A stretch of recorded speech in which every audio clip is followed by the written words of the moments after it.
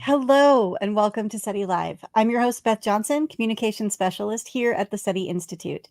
Thank you to our viewers from around the world for joining us today, and please let us know in the comments where you are watching from. Also, welcome to listeners to the podcast version of SETI Live, which is available on most podcast platforms. Today, I have the pleasure of being joined by Renyu Hu from NASA JPL. We are going to talk about a super Earth called 55 Cancri E, which is about 41 light years away from Earth. And it's a pretty interesting world, and it has an atmosphere, and JWST has gotten to examine it. So welcome, Dr. Hu. That is kind of awesome. Renyu, how are you doing? Yeah, thank you for having me. It's a great pleasure to be here. Yeah, we're really glad to have you here. So, let's kind of kick this off. So, you have a rocky world with an atmosphere. Are we talking about an Earth 2.0? Is this place habitable? Yeah, unfortunately, we're not talking about an Earth 2.0 because 55 Cancri E is, it's much larger than Earth. For one thing, it's about 2 times the size, the radius of Earth, and about 8 times as massive as our planet. But also, it's much hotter.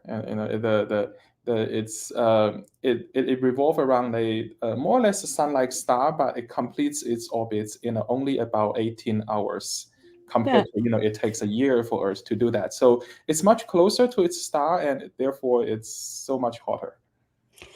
So, this world is going around pretty quickly. It's close in. It's kind of super hot. Um, how was it discovered? Yeah, so there's we've been knowing about exoplanets in the past 40 years, so it's a young field. But 55 Cancri is one of the early discovery of exoplanet, actually. It is initially discovered by looking at the wobbles of the star, 55 Cancri. So it's basically the 55th brightest star in the constellation Cancer. So it's a fairly bright star. It's nearby, and it has been the target of looking for the small motion of the star caused by potential planets around it.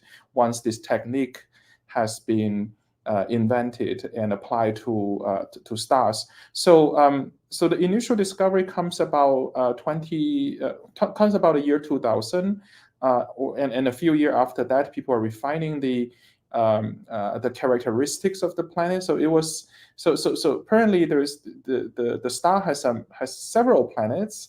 Some are giant planets, and 55 Cancri is the small one. So people, scientists have been observing the wobbles of the star through the Doppler shift that this wobble caused to the stellar spectrum, and uh, and they can back out the existence of these planets. So that's how we initially know about there has to be a small planet in around that planet, around that star. Sorry.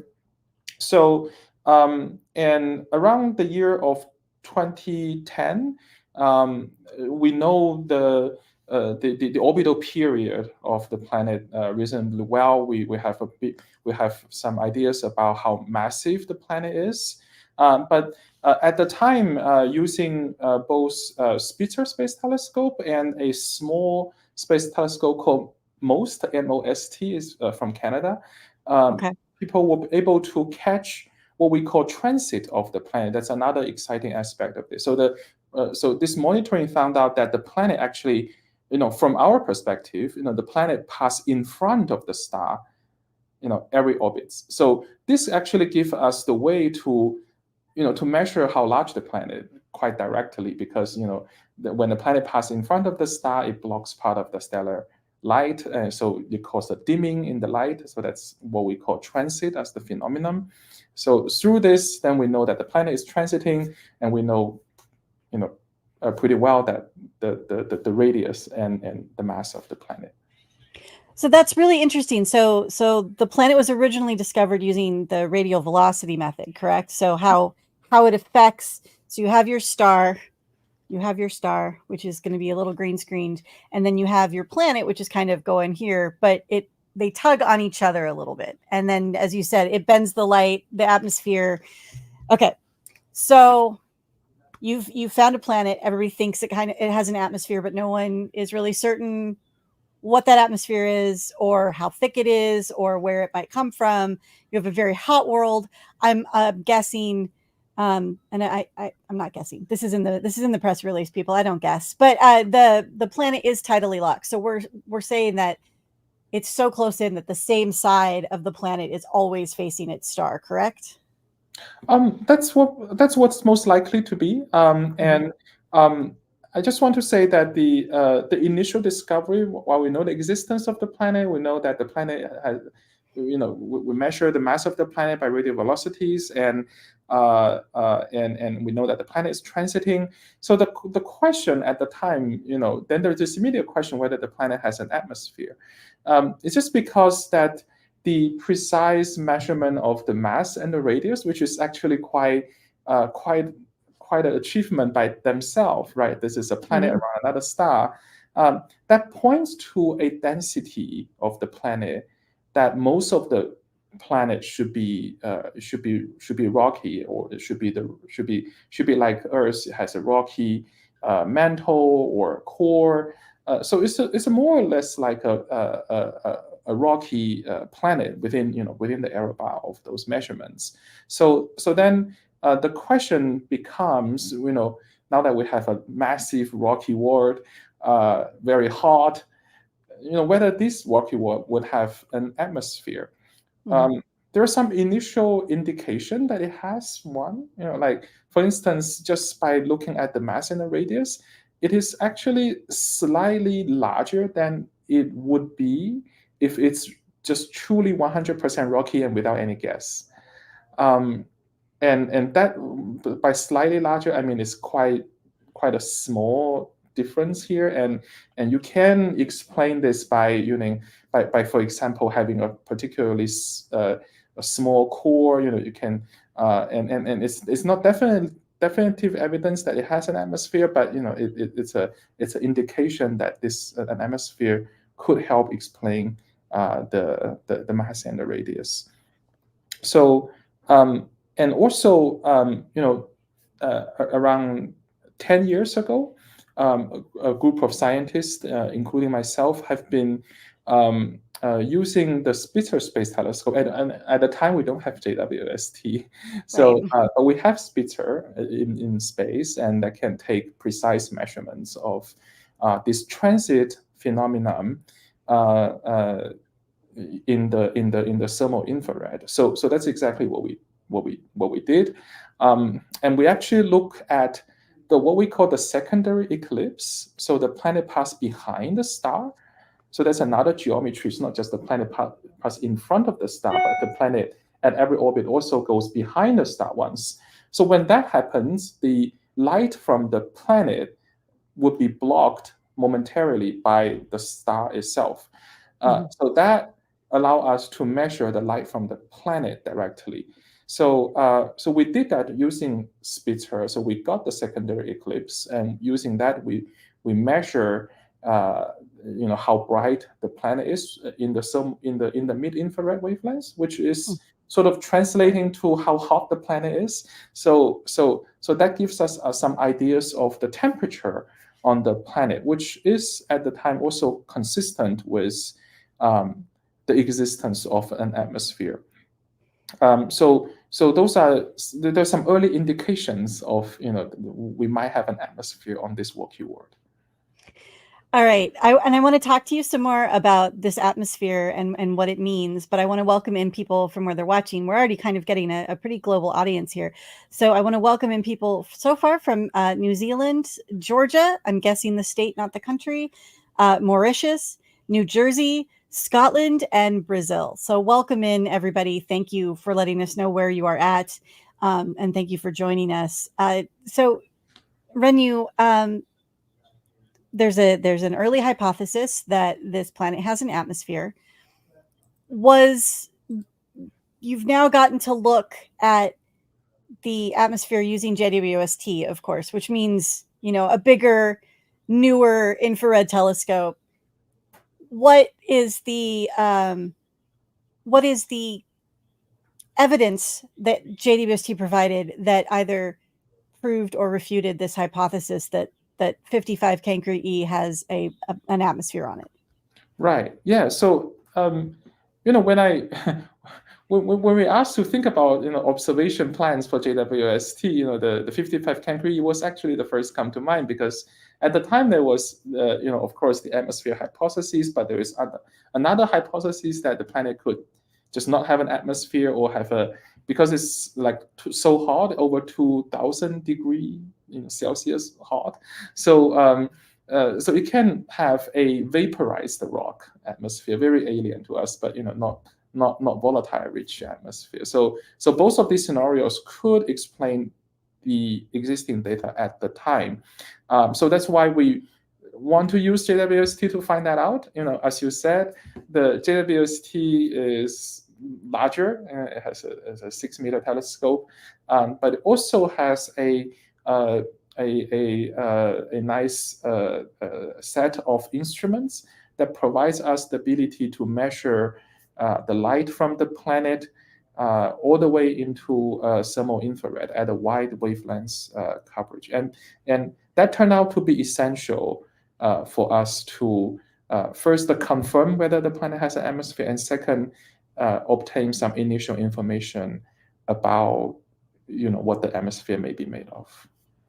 And so when you say volatiles, I want to make sure that the audience understands kind of what you're talking about. What is the difference between sort of like a vaporized rock and volatile? So what are we saying when we make that designation? Yeah, so I guess what I mean by that is the volatiles that is sort of familiar to us. There will be things that will be in the gas phase at room temperature. So it will be the gases made of carbon, oxygen, nitrogen, sulfur. For instance, water, CO2. Methane, etc.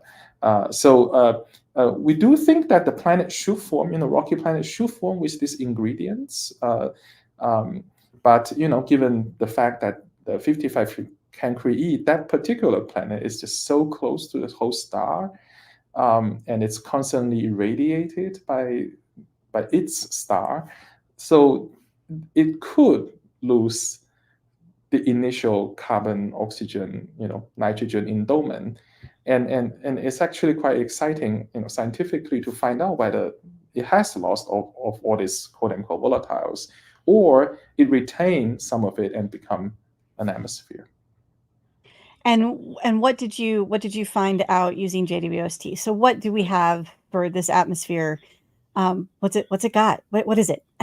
Yeah, so we took 2 measurements. One is using what is a NIRCam. It's the name of the instrument that operates between 4 and 5 micron.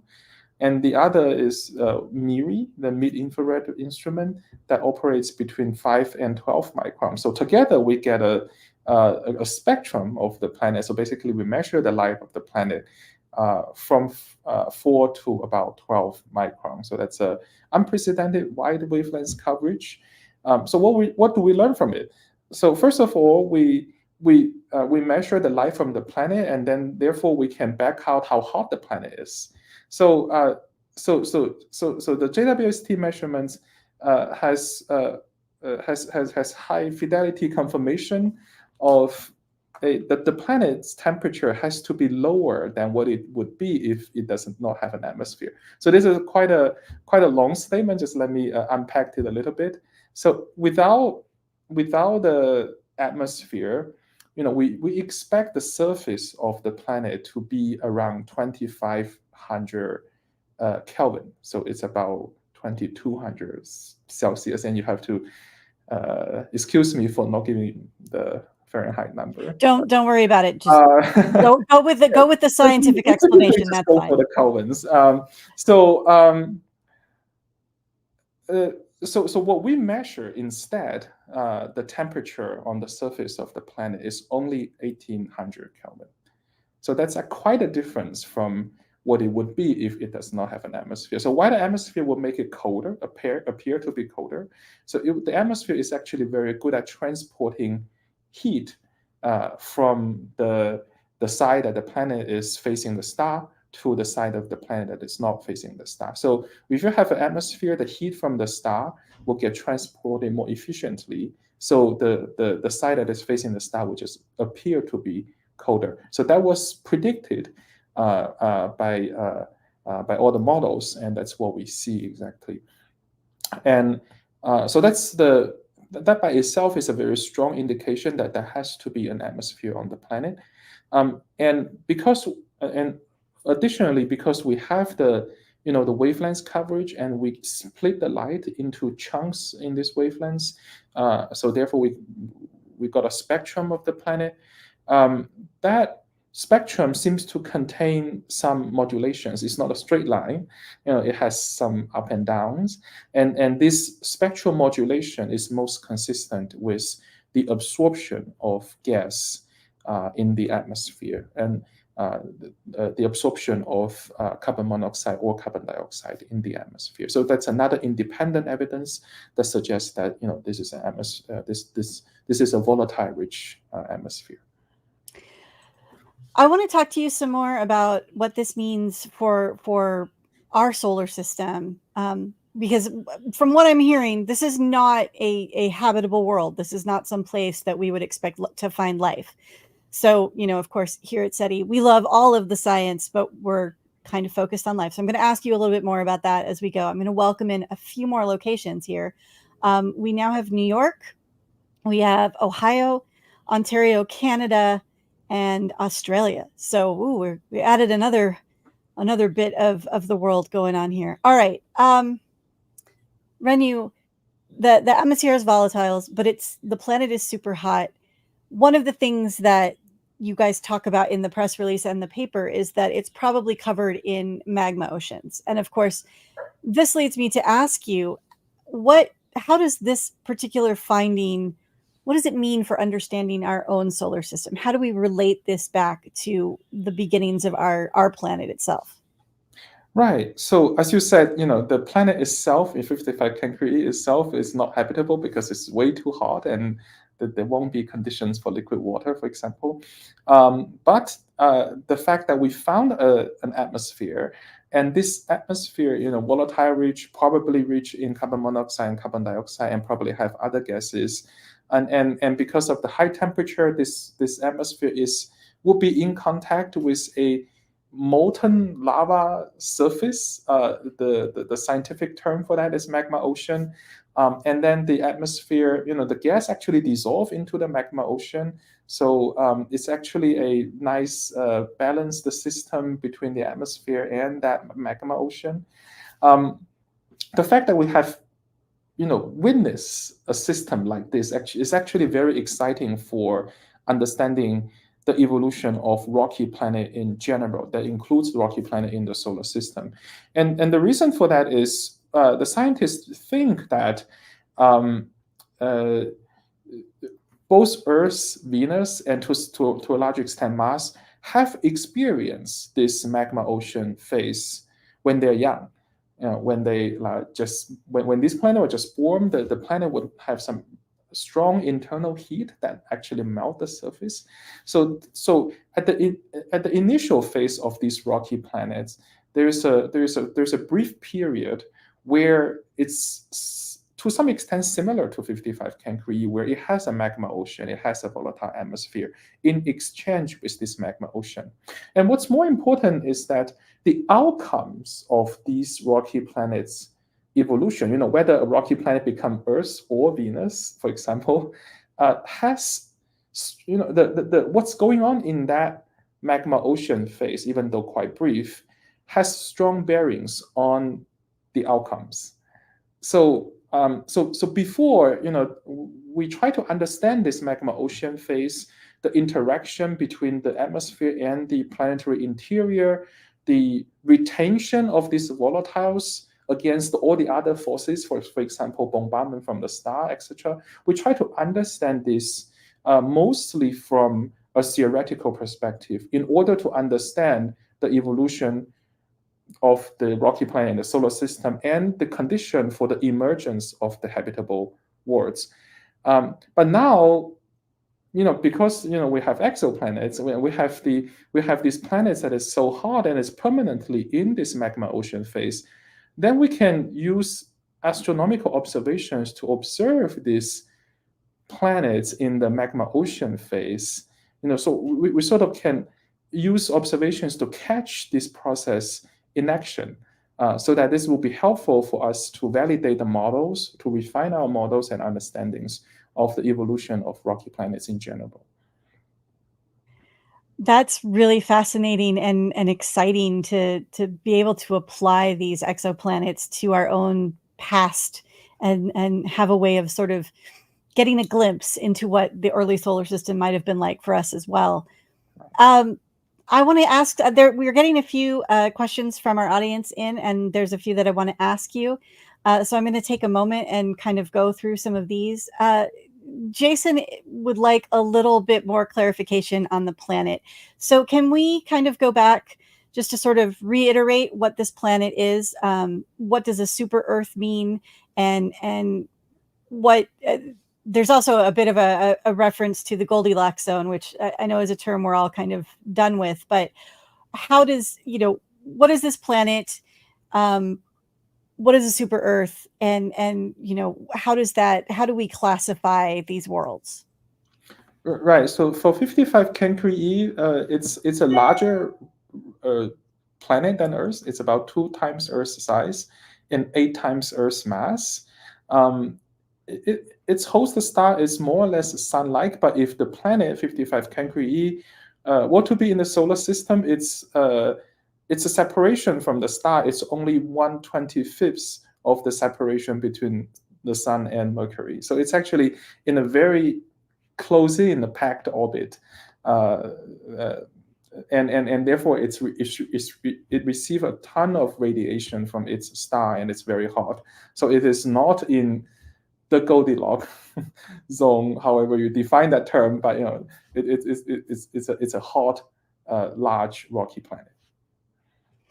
Okay, so to sort of sum that up, so a super Earth, it's not about it being Earth-like; it's about it being more Earth-sized, and super Earth is sort of how we qualify these planets that are about 1.25 to 2 times greater than Earth, but not as big as Neptune. And there's actually a gap in between, not relevant to today's topic, but there it is. So another question, and this comes up a lot, so I want to bring this up. Are you using artificial intelligence models at all to analyze this data to detect other planets? Is it enhancing the discovery process? If you are, what's the situation using artificial intelligence, machine learning, large language models, those kinds of things? So in this particular study, we did not use advanced artificial intelligence models, for example, neural networks, in the study. On the other hand, as you can imagine, that the astronomical observations, the raw data comes with a lot of impacts from cosmic rays, the instrument noise, and all of that. So we have used substantial data science techniques and a variety of statistical techniques to measure these systematics and to remove them.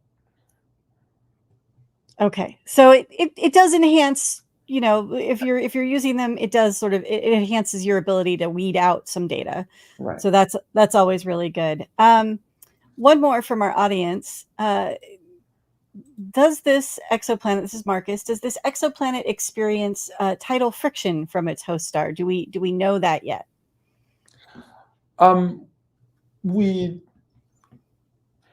There are theoretical predictions about to what extent you will have tidal heating on this planet.